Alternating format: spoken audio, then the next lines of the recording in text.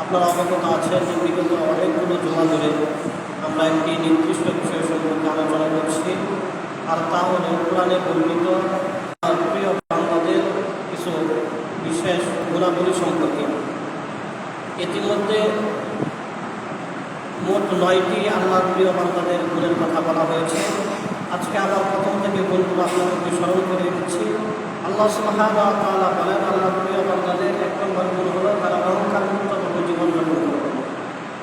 আল্লাহর প্রিয় বান্দাদের দ্বিতীয় গুণ হলো তারা মানুষকে বেশি বেশি সালাম দেবে, বিশেষ করে যারা মূর্খ জাহেল অজ্ঞ তাদেরকে সালাম দিয়ে বিদায় দেবে, তাদের সাথে কোনো ধরনের তর্ক বিতর্কে জড়াবে না। তৃতীয় নম্বর গুণ হলো আল্লাহর প্রিয় বান্দারা আল্লাহর কাছে কান্নাকাটি করে জাহান্নাম থেকে মুক্তি চাইবে, এটা আল্লাহর প্রিয় বান্দাদের গুণ। পঞ্চম নম্বর হলো আল্লাহর প্রিয় বান্দারা ব্যয় করার ক্ষেত্রে, টাকা পয়সা খরচ করার ক্ষেত্রে তারা অপচয় করবে না, আবার একবারে কৃপণতাও করবে না, তারা মধ্যমতায় খরচ করবে, এটা আল্লাহর প্রিয় বান্দাদের গুণ। তারপরে আল্লাহর প্রিয় বান্দাদের অন্যতম গুণ হলো তারা আল্লাহর সাথে কাউকে শরীক করবে না। শিরক মুক্ত ইবাদত, শিরক মুক্ত ঈমান নিয়ে তারা তার জীবনযাপন করবে। তারপরে আল্লাহর প্রিয় বান্দাদের আরেকটা অন্যতম গুণ হলো যে আল্লাহর প্রিয় বান্দারা অন্যায়ভাবে কোনো মানুষকে হত্যা করবে না। শরীয়তের মানদণ্ডে বিচার কার্য করতে যদি হত্যার বিনিময়ে হত্যা করতে হয় সেটা ভিন্ন, কিন্তু অন্যায়ভাবে কোনো মানুষের রক্তপাত ঘটাবে না। আল্লাহর প্রিয় বান্দাদের আরেকটা অন্যতম গুণ যে আল্লাহর প্রিয় বান্দারা জানা ব্যভিচার করবে না, তারা তাদের লজ্জাস্থলকে হেফাজত রাখবে। আল্লাহর প্রিয় বান্দাদের আরেকটা গুণ হলো, যেটা 9 নম্বর গুণ গত জুমাতে আমরা বলেছিলাম, যে আল্লাহর প্রিয় বান্দারা মিথ্যা কথা বলা, মিথ্যা সাক্ষ্য দেওয়া, এই দুইটা থেকে নিজেদেরকে বাঁচাবে। এই মোট হলো 9টি গুণ, যে গুণগুলো হয়তো আল্লাহর প্রিয় বান্দাদের থাকবে, আর নয়তো কোনো মানুষ এই গুণগুলো অর্জন করে আল্লাহর প্রিয় বান্দা হতে পারবে। আল্লাহ সুবহানাহু ওয়া তাআলা আমাকে, আপনাকে, আমাদের সবাইকে যে গুণগুলোর কথা বলা হয়েছে এবং সামনে বলা হবে, এই সবগুলো গুণ অর্জন করে আল্লাহর প্রিয় বান্দা হওয়ার তৌফিক আমাদেরকে দান করুন, আমিন। মুহতারাম হাজিরিন, আজকে আল্লাহর প্রিয় বান্দাদের 10 নম্বর গুণের কথা বলা হচ্ছে। আল্লাহ বলেন, ওয়াইদা মাররু বিল-লাগবি মাররু কিরামা। আল্লাহ পাক রব্বুল আলামিন সূরা ফুরকানের 72 নং আয়াতে আল্লাহর প্রিয় বান্দাদের একটি গুণের কথা উল্লেখ করতে গিয়ে বলেন, আল্লাহ তাআলা বলেন, ওয়াইদা মাররু বিল-লাগবি মাররু কিরামা। আল্লাহর প্রিয় বান্দারা হয়তো কার্যকরী দেখে, তখন তারা তাদের সাথে গুণের বিবাদে লিপ্ত হয় না। তারা তাদের নিজেদের ইজ্জত সম্মানকে বজায় রেখে ভদ্রতার সাথে কাজগুলো থেকে নিজেদেরকে বাঁচিয়ে রাখে।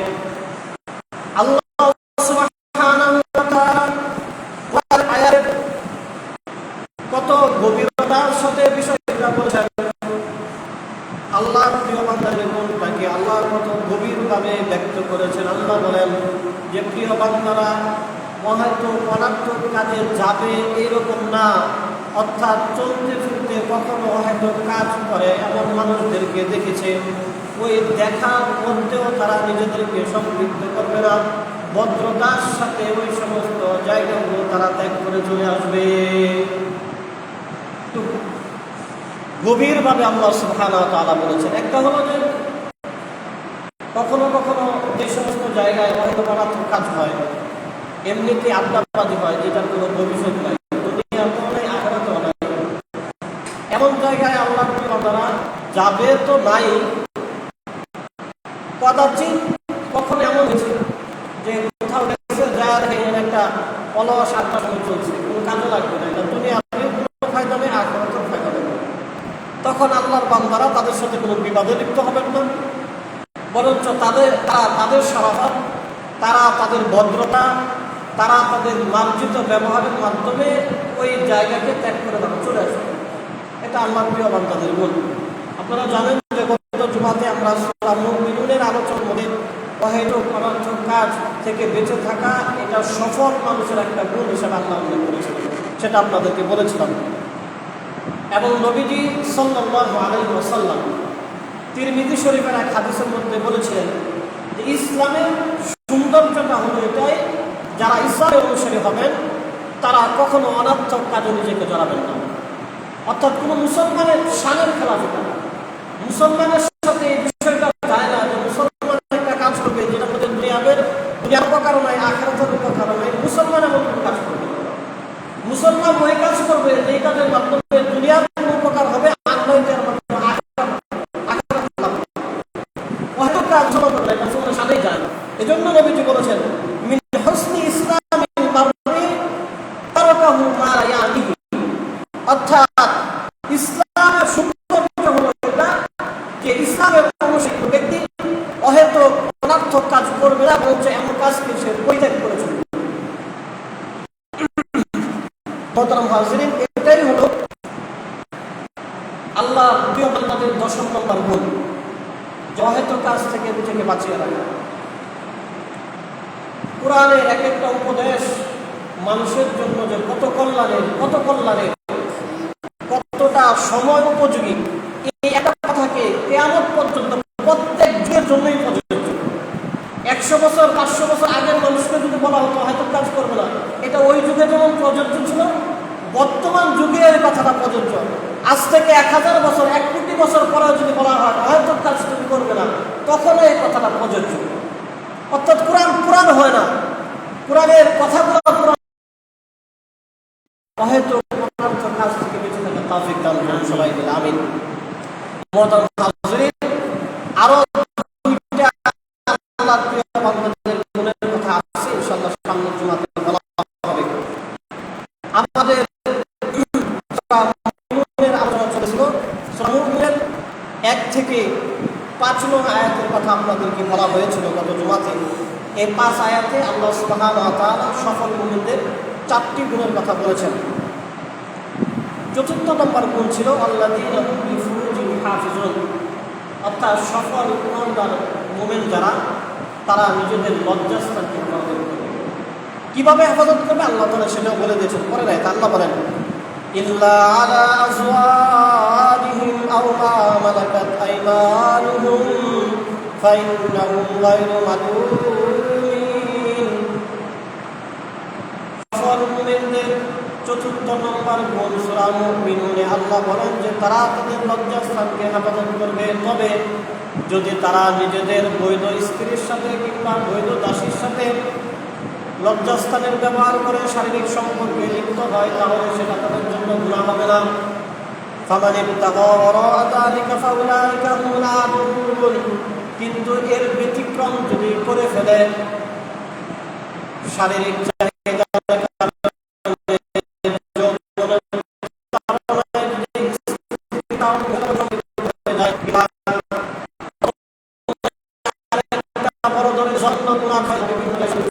বিভিন্ন ধরনের অপকর্মে লিপ্ত হয়ে যায়। আল্লাহ বলেন স্ত্রী ছাড়া এরকম অবৈধ সম্পর্কে কেউ যায় তাহলে অর্থাৎ আল্লাহর বিধানে অবাধ্যকারী হয়ে যাবে। এর পরবর্তী আয়াতে আল্লাহ বলেন আল্লাযীনা হুম লিআমানাতিহিম ওয়া আহদিহিম রাউন। আল্লাহ বলেন সফল মুমিনদের পঞ্চম এবং ষষ্ঠ নম্বর গুণ হলো তারা আমানত এবং প্রতিশ্রুতি ঠিকমতো আদায় করে। এই আয়াতে আল্লাহ সুবহানাহু ওয়া তাআলা সফল মুমিনদের 2টা গুণের কথা বলছেন। একটা আমানত, 2টা হলো প্রতিশ্রুতি। কেউ তার কাছে কোনো কিছু আমানত রেখেছে, যথাযথভাবে সেটা ফিরিয়ে দেবে। কেউ কাউকে সে নিজে থেকে একটা প্রতিশ্রুতি দিয়েছে, ওয়াদা করেছে, সে ওয়াদা আদায় করবে। এক হাদিসের মধ্যে আসে, আহমদ শরীফ, মুস্তাদরাকে হাকিম সহ বেশ কিছু কিতাবের মধ্যে আসে, আল্লাহর নবী বলেছেন লা ঈমানা লিমান আমানাতা, যার ভিতরে আমানতদারিতা নাই সে তো ঈমানদারি না। যার ভিতরে আমানতদারিতা নাই সে তো ঈমানদারি না, তার ভিতরে ঈমানই নাই। নবীজি সাল্লাল্লাহু আলাইহি ওয়াসাল্লামকে কাফেররা অনেক বেশি অপছন্দ করত। করতে করতে পরিস্থিতি এই পর্যায়ে এসে দাঁড়িয়েছে আল্লাহ রাসূলকে হত্যা করবে। যেই রাত্রে আল্লাহ রাসূলকে তারা হত্যা করবে ফাইনাল ডিসিশন নিয়ে ফেলেছে, ওই রাত্রে আল্লাহ নবী তার খাটে আলী রাদিয়াল্লাহু আনহুকে শুয়ে মক্কা থেকে মদিনায় রাত্রের আঁধারে চলে গেছেন। নবীজি কেন আলীকে তার খাটের মধ্যে শুয়ে গেছেন এর অন্যতম এক কারণ, ওই সময়েও কাফেরদের অনেক আমানতের সম্পদ নবীজির কাছে ছিল। নবীজি ওইগুলো আলীর কাছে এজন্য দিয়ে গেছেন যে তুমি পাওনাদারকে সঠিকভাবে এগুলো দিয়ে দেবে। সুবহানাল্লাহ, নবীজির কত সুন্দর আখলাক আর চরিত্র ছিল, এবং কাফেররা নবীজিকে কত বেশি বিশ্বাস করতেন যে তার সাথে আমাদের ধর্মীয়ভাবে একটা সংঘর্ষ চলছে, তার অনেক মতের বিরুদ্ধে আমরা, কিন্তু মুহাম্মদ যে 100% আমানতদার এর মধ্যে কোনো ধরনের সন্দেহ নেই। এজন্য মুহাম্মদকে হত্যা করতে চায়, কিন্তু আমানত ঠিকই মুহাম্মদের কাছে রাখে। এটাই নবীজি সাল্লাল্লাহু আলাইহি ওয়াসাল্লামের আদর্শ, এবং এটাই কোরআনের সফল মুমিনদের একটা গুণের কথা আল্লাহ তাআলা বলে দিলেন যে সফল মুমিনরা তারা আমানত যথাযথভাবে পূরণ করবে এবং প্রতিশ্রুতি তারা ঠিকমতো আদায় করবে। এরপরের দুটো আয়াত আল্লাহ বলেন ওয়াল্লাযীনা হুম আলা সালাওয়াতিহিম ইউহাফিজুন। এবং সফল মুমিনদের 7 নম্বর গুণ হলো তারা তাদের নামাজকে সংরক্ষণ করে হেফাজত করেন। আপনারা জানেন যে এই সূরার আলোচনা শুরু হয়েছিল সময় সফল মুমিনদের 7টা গুণের কথা আল্লাহ তাআলা প্রথম 10টা আয়াতের মধ্যে বলেছেন। প্রথম যে গুণের কথা বলেছেন যে আল্লাযীনাহুম ফি সালাতিহিম খাশিউন, যারা নামাজকে খুশুর সাথে আদায় করে। 7ম নম্বর গুণ আবার আল্লাহ বলছেন যারা নামাজকে সংরক্ষণ করে, হেফাজত করে। আল্লাহ 7টা গুণের কথা বলেছেন সফল মুমিনদের। প্রথম গুণ নামাজ সংক্রান্ত, শেষের গুণটা নামাজ সংক্রান্ত।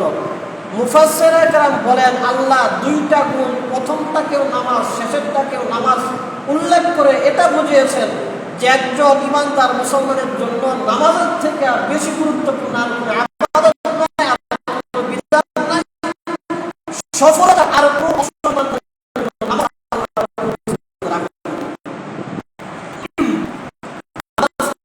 কিভাবে সংরক্ষণ করতে হবে, কিভাবে হেফাজত করতে হবে, তাফসীরে ইবনে কাসির, তাফসীরে কুরতুবী সহ বেশ কিছু বক্তব্য আসে। তো বিখ্যাত মুফাসসির নামাজ হেফাজতের ব্যাখ্যা করেছেন, সবাই এটাই ব্যাখ্যা দিয়েছেন যে নামাজ হেফাজতের অন্যতম ব্যাখ্যা হলো নামাজ সমত আইন।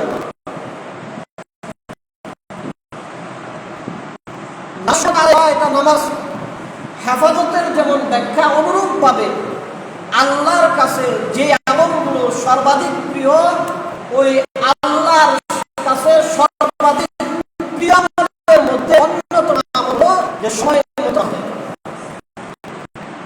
বুখারী এবং মুসলিম শরীফের হাদিসে উল্লেখ আছে। আল্লাহ বলেন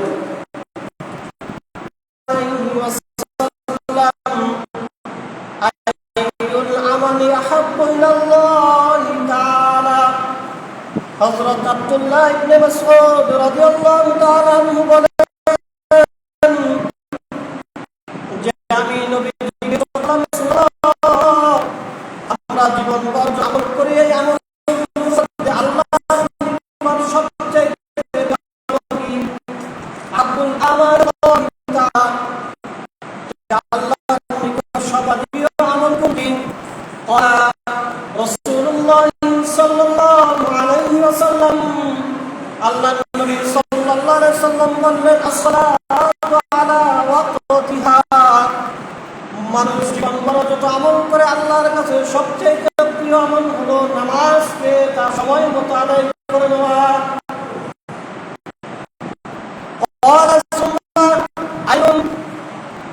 অথবা আব্দুল্লাহ ইবনে মাসউদ রাদিয়াল্লাহু আনহু বলেন আমি নবীজিকে আবার প্রশ্ন করলাম, নামাজ তো আল্লাহর কাছে সবচেয়ে প্রিয় আমল, এটা আপনি উত্তর দিলেন, এরপরে আল্লাহর কাছে সবচেয়ে প্রিয় আমল কোনটি? নবীজি বললেন ক্বালা সুম্মা বিররুল ওয়ালিদাইন, তারপরে আল্লাহর কাছে সবচেয়ে প্রিয় আমল হলো সন্তান পিতামাতার সাথে ভালো আচরণ করবে। সুবহানাল্লাহ। আল্লাহ সুবহানাহু ওয়া তাআলা নবীজির মাধ্যমে জানিয়ে দিলেন যে আল্লাহর নিকট সর্বাধিক প্রিয় আমল সময় মতো নামাজ আদায় করা, তারপরের আমলটা হলো পিতামাতার সাথে ভালো আচরণ করা। এই হাদিসের একটা ব্যাখ্যা আছে, ব্যাখ্যা হলো বাবা মার সাথে একজন মানুষের কিছু ইবাদতের সম্পর্ক আছে, আল্লাহর সাথেও মানুষের কিছু ইবাদতের সম্পর্ক আছে। আল্লাহর সাথে বান্দার ইবাদতের যে সম্পর্ক, ওই ইবাদতগুলোর মধ্যে সবচেয়ে প্রিয় ইবাদত হলো সময় মতো নামাজ আদায় করা। বাবা মার মাধ্যমে বান্দা যত আমল করে আল্লাহকে খুশি করতে পারবে, তার মধ্যে সবচেয়ে উত্তম আমল হলো সন্তান বাবা মার সাথে ভালো আচরণ করবে।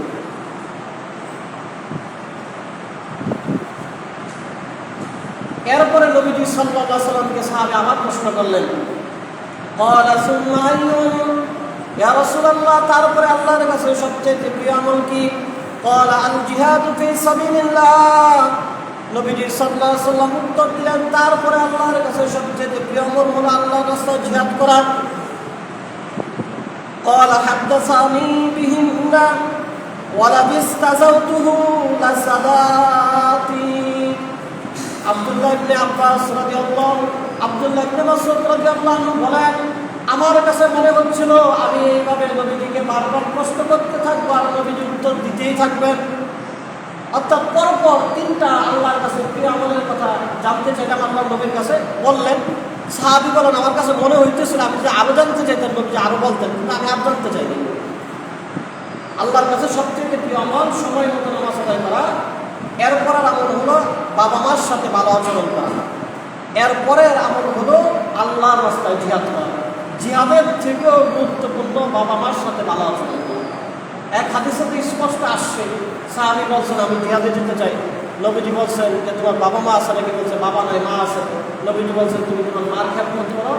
মানুষ জিহাদে যেটা অর্জন করবে তুমি তোমার মার খ্যাতমত করে সেটা অর্জন করতে পারছো।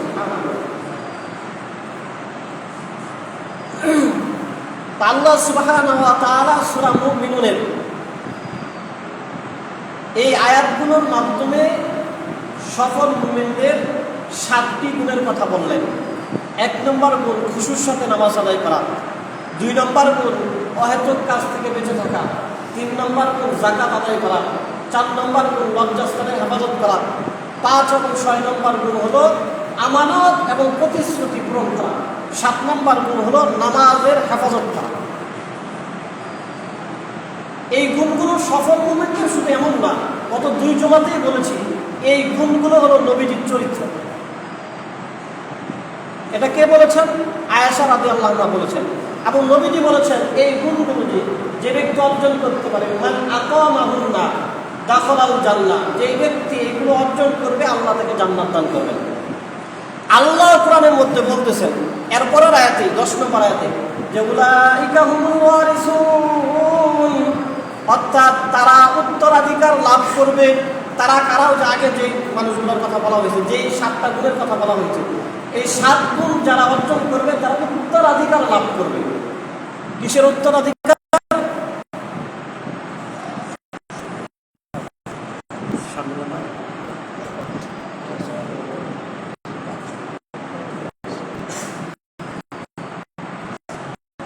আল্লাহ সুবহানাহু ওয়া তাআলা বলেন তারা উত্তরাধিকার লাভ করবে। কিসের উত্তরাধিকার লাভ করে? বলে আল্লাহ আবার বলতেছেন আল্লাযীনা ইয়ারিসুনা ফিরদাউস, যে তারা ফিরদাউসের উত্তরাধিকার লাভ করবে। সুবহানাল্লাহ। ফিরদাউস কি? এটা আমার নিজের মুখে না বলে নবীজি ফিরদাউসের ব্যাখ্যা করছেন, সেটা আপনাদেরকে পরে বলছি। তাহলে এই 7 গুণ যারা অর্জন করবে তারা উত্তরাধিকার লাভ করবে। কিসের উত্তরাধিকার? ফিরদাউসের উত্তরাধিকার। এই উত্তরাধিকারটা কতদিনের জন্য? মালিকানা কতক্ষণের? যেমন আমরা অনেক সময় ড্রাইভিং লাইসেন্সের মালিকানা পাই 5 বছরের জন্য বা 10 বছরের জন্য। পাসপোর্টের মালিকানা সরকার আমাদেরকে দেয় 5 বছর 10 বছরের জন্য। এই প্রসঙ্গ যখন আসছে, একটা হৃদয় বিদারক ঘটনা আপনাদেরকে শোনাই। এই গত বছর ঘটনা, এক লোক তার ড্রাইভিং লাইসেন্সের রিনিউ করতে যাবেন, মেট্রো রেলে বসছে। শাহবাগে ওঠার পরেই ওনার শরীর অসুস্থ হয়ে গেছে। পিজি হাসপাতালে নেওয়ার পরে তিনি মারা গেছেন। লাইসেন্সের কিছু রিনিউ হয়ে গেছে, কিন্তু জীবনের কিন্তু আর রিনিউ হয়নি, শেষ। ওনার জুতাগুলো একজন পুষ্ট করছে আর কি, একজন আলেম ওনার জুতাগুলো মৃত্যুর সামনে করে গেছে। যে এটা মানুষের জন্য কত বড় শিক্ষা। ইচ্ছা করলে আমরা অনেক কিছু রিনিউ করি, কিন্তু যখন মালাকুল মউতের ফরমান জারি হয়ে যাবে, শত শত কাজ করে থাকবে। এমন তো হয় যে একজন ছেলে পরে চাকরি দিচ্ছে, চাকরি হয়েছে, যেদিন রেজাল্ট দিচ্ছে, রেজাল্ট দেওয়ার 2 ঘন্টা আগে মারা গেছে। কতটা নির্মম! এটার নাম হচ্ছে জীবন। যখন চাপ ডাক আসবে তখনই শেষ। অনেক কিছু রিনিউ করা গেলে জীবনের হায়াতের যে সময়, এই সময়টাকে একটু বাড়ানো যাবে না। লা ইস্তাখিরুনা সাআতান ওয়া লা ইস্তাকদিমুন, না সামনে যাবে সময়, না পিছনে আসবে। নির্দিষ্ট সময়ে তার জান্নাতে আমরা নিয়ে যাব। আল্লাহ তাআলা বলতেছেন যে আমি তাদেরকে 7 গুণ অর্জন করলে তাদেরকে আমি উত্তরাধিকার দান করে দেব। কিসের উত্তরাধিকার? ফিরদাউসের উত্তরাধিকার। কতদিনের জন্য দান করব? হুম ফিহা খালিদুন, স্থায়ীভাবে তাদেরকে আমি উত্তরাধিকার দান করে দেব। সুবহানাল্লাহ। এখন ফিরদাউসটা কি সেটাও তো আমাদেরকে জানতে হবে। বুখারী শরীফের হাদিসের মধ্যে আসে, হযরত আবু হুরায়রা বলেন, عن أبي هريرة رضي الله تعالى عنه قال قال رسول الله صلى الله عليه وسلم من آمن بالله ورسوله وأقام الصلاة وصام رمضان كان حقا على الله أن يدخله الجنة وجاهد في سبيل الله أو جلس في أرضه التي ولد فيها হযরত আবু হুরায়রা রাদিয়াল্লাহু তাআলা আনহু বলেন যে নবীজি সাল্লাল্লাহু আলাইহি ওয়াসাল্লাম বলেছেন যে ব্যক্তি আল্লাহর উপর ঈমান আনে, আল্লাহর রাসূলকে নবী হিসেবে মেনে নেয়, আল্লাহ এবং আল্লাহর রাসূলের উপর ঈমান আনে, আল্লাহ এবং আল্লাহর রাসূলকে বিশ্বাস করে, ওয়া আকামাস সালাহ নামাজ আদায় করে, সাম রমাদান রমজানের রোজা পালন করে, কানা হাক্কান আলাল্লাহি ইয়াদখুলুল জান্নাহ আল্লাহর জন্য দায়িত্ব হয়ে যায় ওই ব্যক্তিকে জান্নাতে দেওয়ার জন্য। সুবহানাল্লাহ। সাথে সাথে আল্লাহ তাআলা নবী আরো বলেন যে সে আল্লাহর রাস্তায় জিহাদ করে অথবা তার দেশে থেকে সে জিহাদ করে যেখানে সে জন্মগ্রহণ করেছে, কয়েকটা গুণ। 1 নম্বর গুণ হলো আল্লাহ এবং আল্লাহ রাসূলের উপর ঈমান আনে, নামাজ পড়ে, রোজা রাখে এবং আল্লাহর রাস্তায় জিহাদ করে। আল্লাহর নবী বলেন এই গুণ যে ব্যক্তি অর্জন করবে আল্লাহর দায়িত্ব হয়ে যায় ওই ব্যক্তিকে জান্নাতে প্রবেশ করানো। فقالوا يا رسول الله صلى الله عليه وسلم সাহাবায়ে কেরাম যখন নবীজি থেকে এই কথাগুলো শুনলেন তখন সাহাবায়ে কেরাম নবীজিকে প্রশ্ন করলেন, আফালা নুবাশশিরুন নাস, ইয়া রাসূলুল্লাহ আমরা কি এই কথাটা সুসংবাদ মানুষদেরকে জানিয়ে দেব না? আপনি যে বললেন যে এই 4 গুণ যারা অর্জন করবে, আল্লাহ আল্লাহ রাসূলের পরিমাণ আনবে, নামাজ পড়বে, রোজা রাখবে এবং জিহাদ করবে, এই 4 গুণ যারা অর্জন করবে তাদেরকে আল্লাহ তাআলা নিজ দায়িত্বে জান্নাতে দিবেন। সাহাবারা বললেন আমরা কি এই কথা মানুষদেরকে জানিয়ে দেব না? ওরা নবীজি এখন বলতেছেন যে জান্নাতের কথা তোমরা বলবা, এখন জান্নাত কেমন ওইটা তো তোমরা জানো না।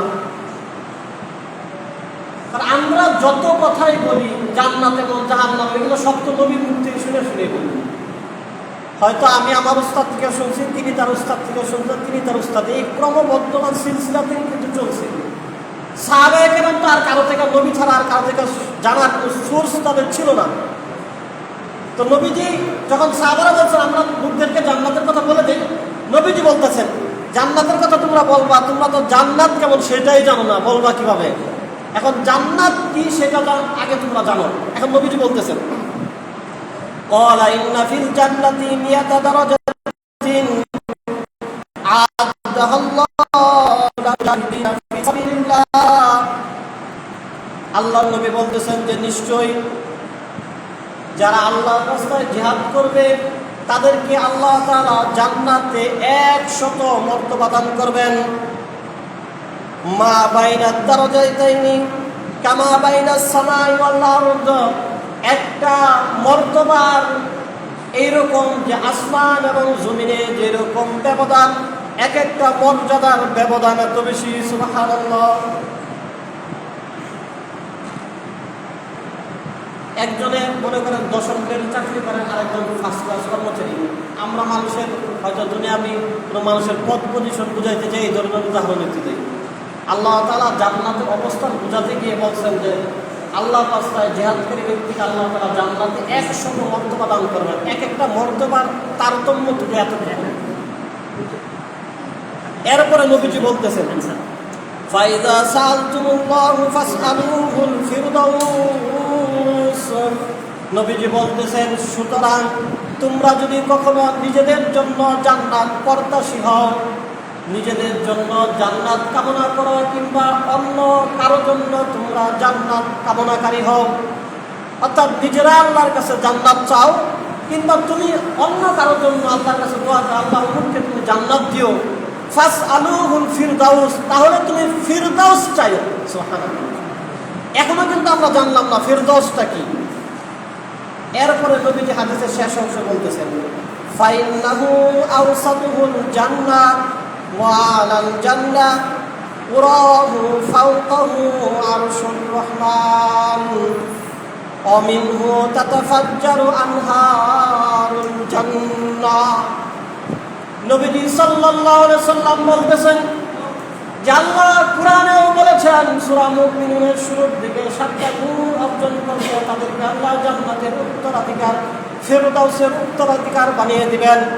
আমি নবীও তোমাদেরকে বললাম আল্লাহর উপর, আল্লাহ রাসূলের উপর ঈমান আনলে, নামাজ পড়লে, রোজা রাখলে এবং জিহাদ করলে তোমাদেরকে আল্লাহ তাআলা জান্নাতুল ফেরদাউস দান করবেন। জান্নাতুল ফেরদাউসটা কি জানো? জান্নাতুল ফেরদাউসটা হলো সমস্ত জান্নাতের মধ্যবর্তী একটা স্থান। অর্থাৎ দুনিয়াতে মানুষ যখন কোনো অনুষ্ঠানের আয়োজন করতে চায়, স্টেজটা এমন জায়গায় করে যেই স্টেজটাকে যেন সমস্ত অনুষ্ঠানের সব জায়গা থেকে সুন্দরভাবে দেখা যায়। জান্নাতুল ফেরদাউসটা হলো এমন একটা জান্নাত, সব জান্নাতের মাঝে জান্নাতটাকে বানিয়ে দেন যাতে করে সমস্ত এই জান্নাতের আনন্দ দেখতে পারে। সবাই যেন এই জান্নাতের জন্য আফসোস করে যে আল্লাহ কত সুন্দর জান্নাত। শুধু তাই নয়, সব জান্নাত থেকে সবথেকে বড় দামি জান্নাত হলো জান্নাতুল ফেরদাউস। শুধু তাই নয়, জান্নাতুল ফেরদাউসের সবথেকে বড় হলো আরো অনেকগুলো জান্নাত আছে, কিন্তু আল্লাহ আরশটা স্থাপন হবে জান্নাতুল ফেরদাউসের উপরে। সুবহানাল্লাহ। অর্থাৎ আল্লাহ সবথেকে ভিতরে থাকবে জান্নাতুল ফেরদাউসের বাসিন্দা। শুধু তাই নয়, সমস্ত জান্নাতে আল্লাহ তাআলা যে নূর, এই ঝর্ণাটা প্রবাহিত করবেন। নবী বলেন অমিনহু তাতাফাজ্জারু আনহারুল জান্নাহ। এই সব নূর, সব জান্নাতুল ফেরদাউস থেকে প্রবাহিত হতে থাকবে। সুবহানাল্লাহ। এইরকম জান্নাতুল ফেরদাউসের উত্তরাধিকার আল্লাহ সুবহানাহু ওয়া তাআলা 7টা গুণ অর্জনকারী মুমিনদেরকে একদম উত্তরাধিকার সূত্রে মালিকানা আল্লাহ তাআলা দিবেন। এর মধ্যে আসে উত্তরাধিকার করবে। উত্তরাধিকার আমরা কিভাবে জান্নাতে? আমরা সবাই জানি আমাদের সবার একটা দীক্ষায় একটু সমস্যা করে পাঠিয়ে দেওয়া হয়। বাবার বাড়ি যেহেতু জান্নাত ছিল, ওই সুবাদে আমরা আলোচনা জানি। এখন আমলের আবার কিছু আমল করে তারা বিধান করে জান্নাতে উপযুক্ত হতে পারবো। আবার যে মালিকানা ছিল, ওই মালিকানা সূত্রে সমস্ত জান্নাতের উত্তরাধিকারের মালিকানা আল্লাহ দিবেন। আল্লাহ সুবহানাহু ওয়া তাআলা আমাদের সবাইকে সূরা মুমিনুনের শুরুর 7টা গুণ অর্জন করা এবং আমল করার তৌফিক দান করুন। সবাই বলে আমিন। মুহতারাম হাজিরিন, আমরা জানি যে রবিউল আউয়াল মাস শুরু হয়েছে। রবিউল আউয়াল মাস নবীজির জন্ম মৃত্যুর মাস। নবীজি সাল্লাল্লাহু আলাইহি ওয়াসাল্লামের মাধ্যমে আল্লাহ সুবহানাহু ওয়া তাআলা ইসলাম এবং ঈমান আমাদেরকে দান করেছেন। এবং আল্লাহ তাআলা কোরআনের মধ্যে বলে দিয়েছেন যে হে নবী, আমি আপনাকে প্রেরণ করেছি, আপনি আমার আয়াতগুলো পাঠ করবেন, মানুষদেরকে শিখাবেন, এবং আমি যেমনটা বলেছি প্র্যাকটিক্যাল আপনি ওই রকম করে মানুষদেরকে শিখিয়ে দিবেন। এবং আপনারা গত জুমাতে শুনেছেন আয়েশা রাদিয়াল্লাহু আনহা সাহাবীদেরকে বলেছেন যে নবীজির চরিত্র হলো কানা খুলুকুল কোরআন। কোরআন শরীফ হলো নবীজির চরিত্র। আর কিয়ামত পর্যন্ত মানুষের জীবনে চলাচলের জন্য আল্লাহর পক্ষ থেকে যে সংবিধান, সেই সংবিধানের নাম হলো কোরআন। আর এই কোরআনের বাস্তব মডেল হলো মুহাম্মদ রাসূলুল্লাহ সাল্লাল্লাহু আলাইহি ওয়াসাল্লাম। বর্তমানে যেমন মডেলদের অনেক বেশি দাম, খ্যাতি, তাদের অনেক বেশি পপুলারিটি, অনুরূপভাবে একজন ইমানদারের জন্য মডেল হিসেবে মুহাম্মদ রাসূলুল্লাহ ওইরকম। এবং এটা শুধু আমার একটা লজিক্যাল কথা না, এই কথাটা আল্লাহ তাআলা সূরা আহজাবের 21 নং আয়াতে বলেও দিয়েছেন, লাকাদ কানা লাকুম ফি রাসূলিল্লাহি উসওয়াতুন হাসানাহ।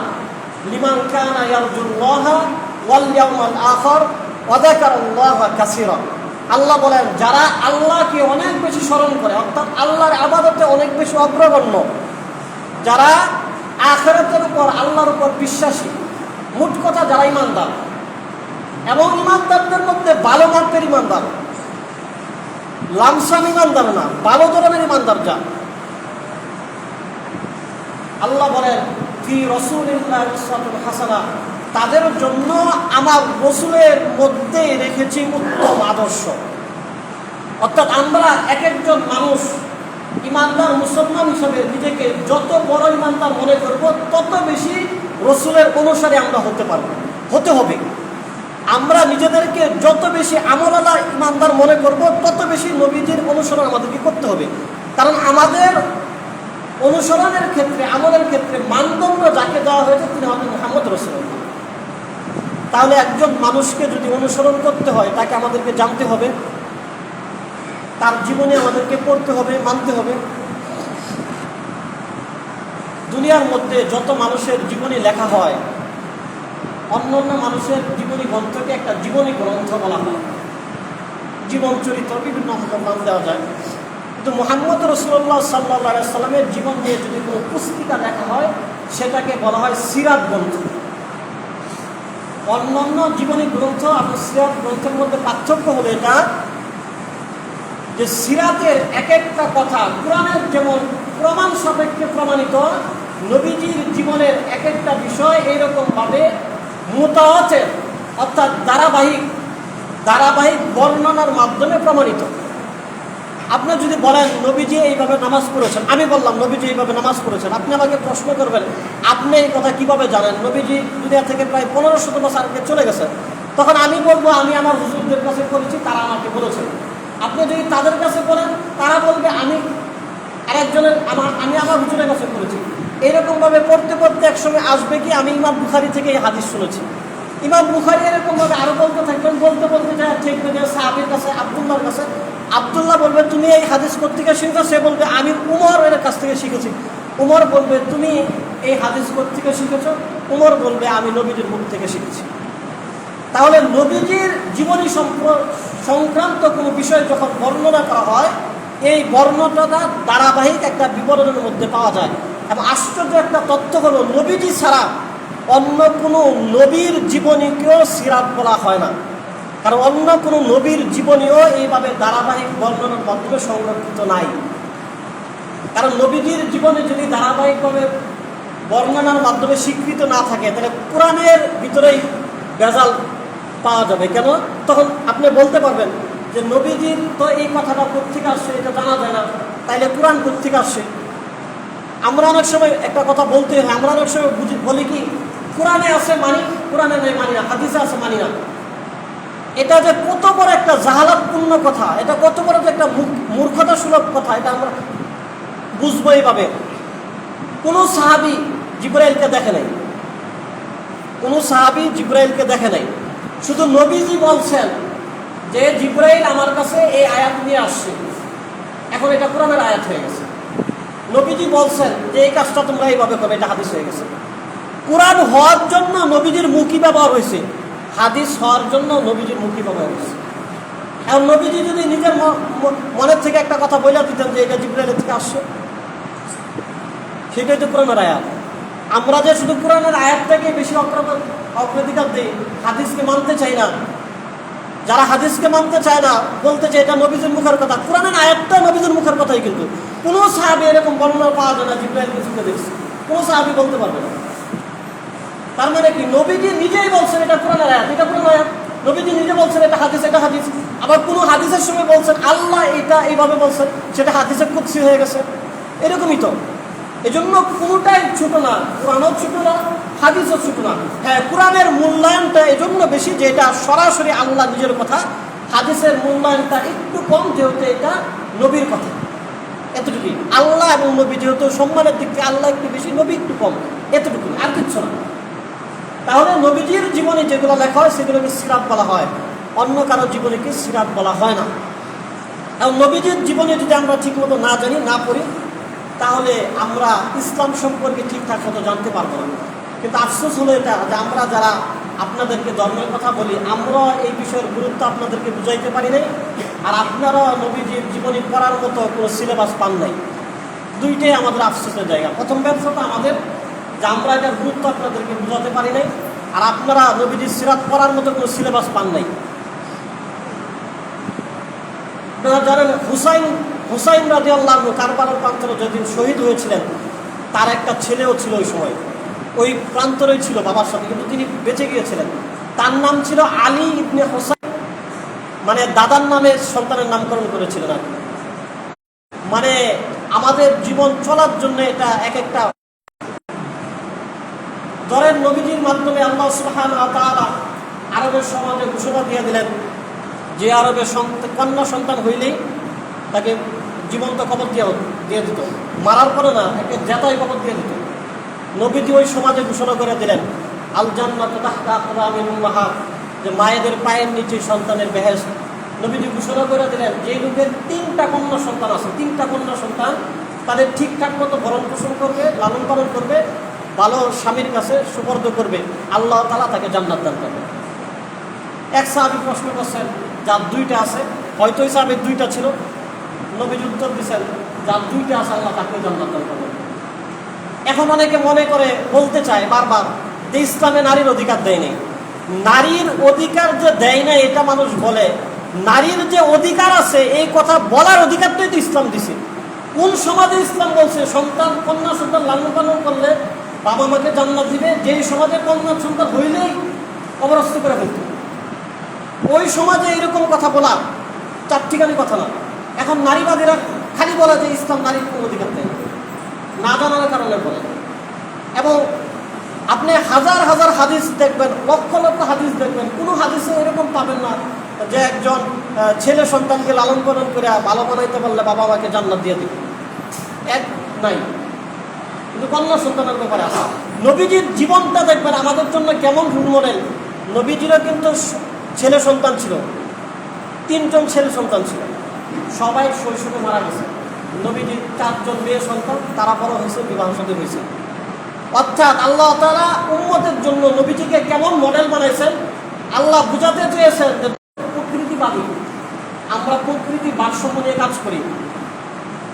নবীজি এক সাহাবীকে বলছেন তুমি এই যে গাছের লতাপাতা ছিল, গাছের লতাপাতা হয়তো কেন ছিটতেছ?